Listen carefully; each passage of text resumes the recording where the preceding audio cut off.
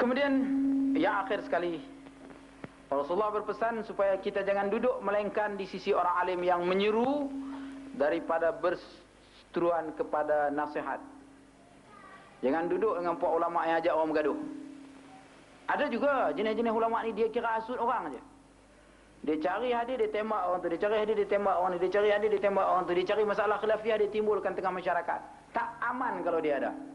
Tak tenang. Menimbulkan masalah aja kerjanya.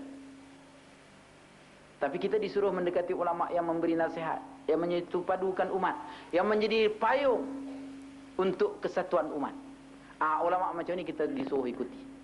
Saudara-saudara, ulama-ulama besar, imam-imam mazhab, mereka itu menjadi payung umat. Siapa saja datang kepada mereka, balik membawa keyakinan, membawa ilmu, membawa pegangan. Rasa hati puas, rasa hati damai, rasa hati mendapat nasihat, rasa hati mendapat petunjuk. Bukan balik dengan nak tembak ayat ni kepada orang lain. Kalau kita pergi kepada satu ulama, kita jumpa dia, kita rasa nak ambil ayat Quran tembak ke orang, itu tak betul.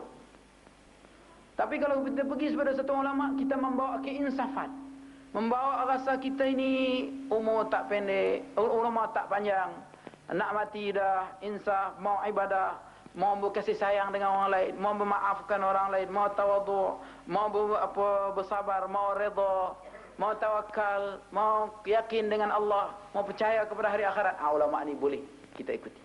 Dia tak menimbulkan perseteruan. Tapi kalau kita duduk kat dia bisik, jaga baik tu. Golongan tu juga baik tu. Sesat tu. Oh, yang pemimpin dia bayar tu. Tu menunjukkan tidak boleh diikuti. Karena kalau kita ikut juga, kalau dia boleh menyesatkan kita, tak mustahil kawan dia di samping dia pun dia sesatkan satu masa nanti. Orang yang biasa menyesatkan orang, dia akan menyesatkan orang lain. Kerjanya tak lain melainkan itulah. Sebenarnya saudara-saudara, orang yang dah memang dalam sesat, dia akan cerita orang lain sesat. Sebenarnya dia yang sesat. Macam pencuri. Satu malam pencuri pergi mencuri. Curi ayam. Bila ayam bunyi kia kia, orang pun kejar. Dia lepas ayam, dia kata sana di depan tu pencuri. Dia pun kejar. Rupanya dia lah yang mencuri.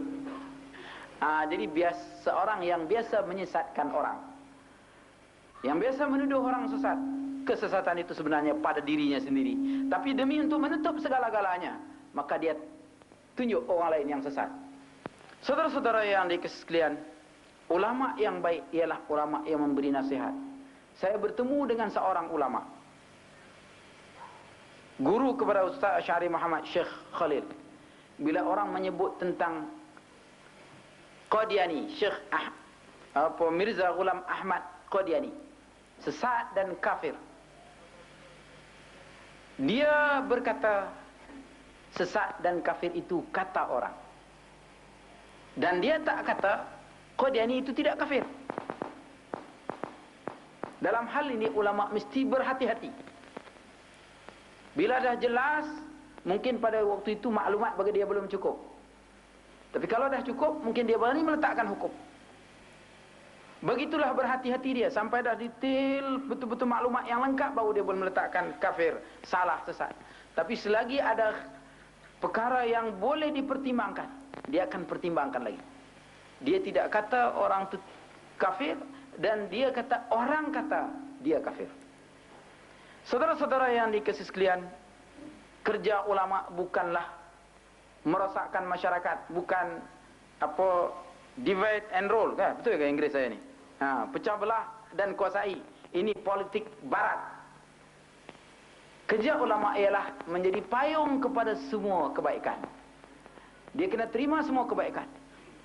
Oleh itu saudara-saudara, ulama yang memberi nasihat, ulama yang memberi nasihat kepada masyarakat, ulama yang boleh menyatupadukan umat, ulama yang boleh membawa umat kepada kesejahteraan, kita kena ikut.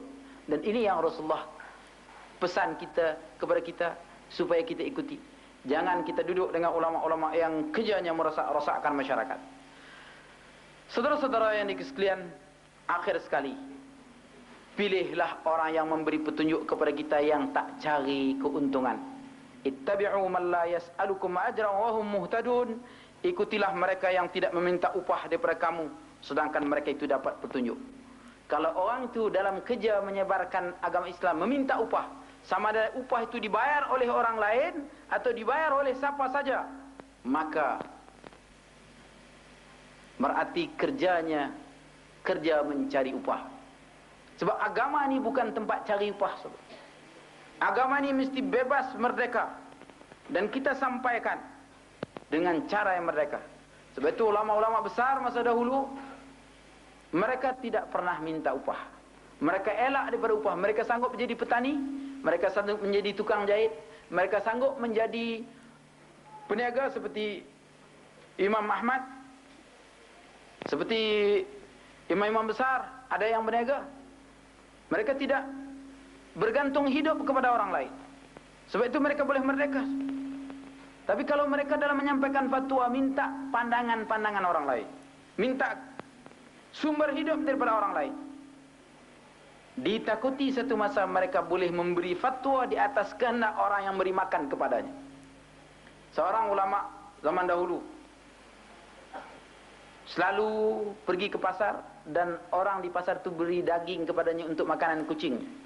Satu masa dia tengok orang di pasar itu telah tak betul menimbang daging, tipu daging.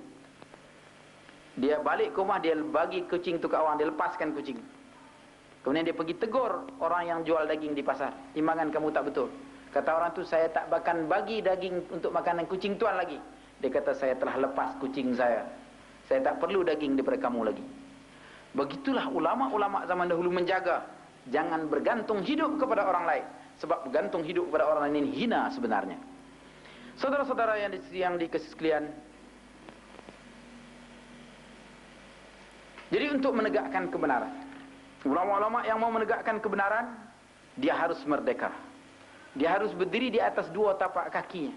Jadi tangan yang di atas yang memberi daripada tangan yang di bawah yang menerima. Inilah yang perlu diasuh kepada para pengikutnya, supaya pengikut ada pendirian, teguh pendirian. Dengan pendirian yang teguh ini, Islam dapat tegak di muka bumi. Saudara-saudara yang dikasih sekalian, saya rasa cukuplah setakat ini pada malam ini. Satu pandangan mengenai nasihat Rasulullah SAW kepada kita. Dan ini merupakan pembuka jalan bagi saudara-saudara untuk mengikuti kursus dakwah Darul Arqam ini. Dan Darul Arqam ini ialah badan sukarela daripada dulu, yang bergerak lillahi ta'ala sejak awal lagi, dan sentiasa menyeru ke arah kebaikan, mencegah kemungkaran. Dan saudara-saudara yang sekalian, bukan saya nak jawab apa orang kata, tetapi saya nak katakan yang benar berlaku. Tahun 70-an, awal 70-an tak ramai orang pakai serban, kecuali di pondok-pondok sebelah utara.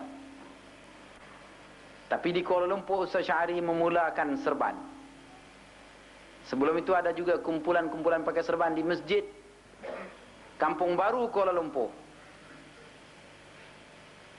Tapi dalam masjid saja, luar masjid tidak. Ustaz Syahari telah memimpin satu kumpulan pemuda yang dapat memakai serban. Tahun 74, gadis-gadis telah mula pakai menutup aurat. Hasil daripada kesan gerakan dakwah, termasuk juga gerakan dakwah Habib. Dan kemudian seterusnya perubahan demi perubahan berlaku. Dan perubahan itu datang ke tengah masyarakat dengan dakwah, dengan mengajak masyarakat kembali mengikut sunnah Rasulullah.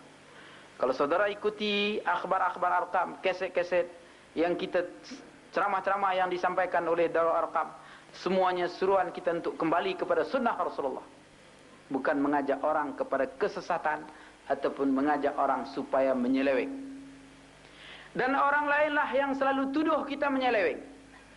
Dalam akhbar, dalam majalah, dalam macam-macam. Tuduhan yang mereka lempar kepada kita sebenarnya balik ke muka mereka. Sekarang masyarakat sudah sedar. Masyarakat sudah tahu siapa yang menyeleweng. Dan perubahan demi perubahan berlaku tengah masyarakat.